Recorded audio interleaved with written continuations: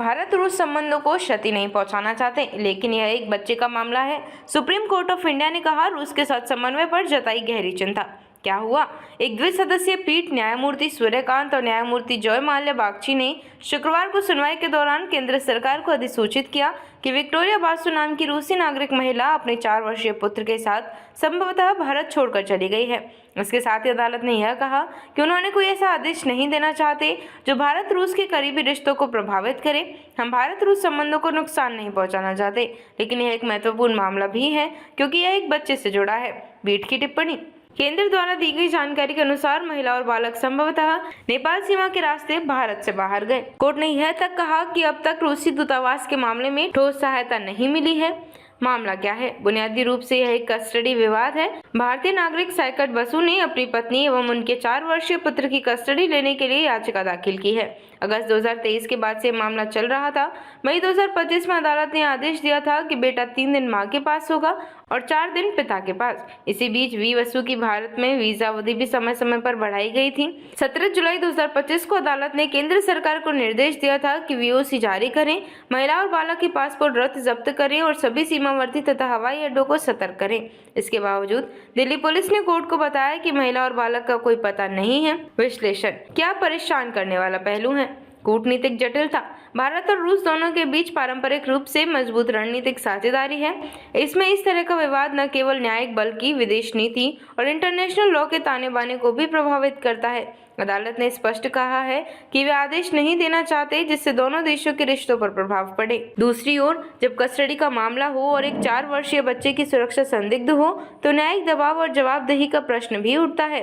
महिला एवं बालक की सुरक्षा। कोर्ट ने यह माना है कि यह मामला केवल पारिवारिक विवाद नहीं है बल्कि बच्चे की सुरक्षा हित से जुड़ा है।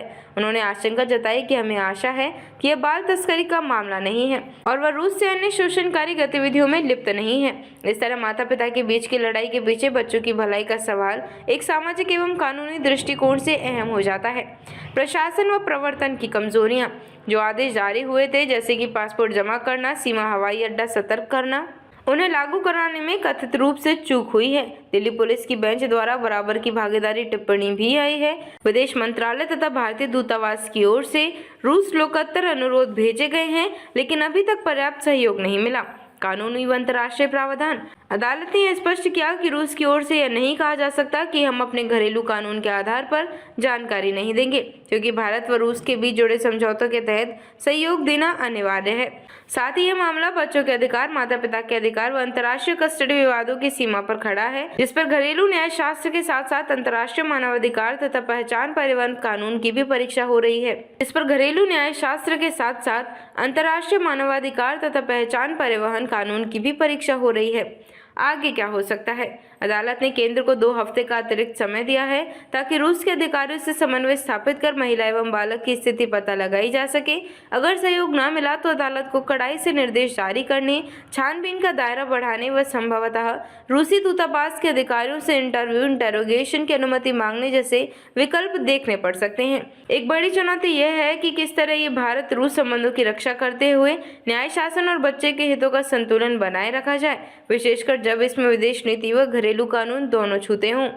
निष्कर्ष। यह मामला साधारण पारिवारिक विवाद नहीं रह गया है, यह न्यायालय, प्रशासन और कूटनीति के बीच एक जटिल चक्र बन गया है। 4 साल के बच्चे की सुरक्षा भलाई के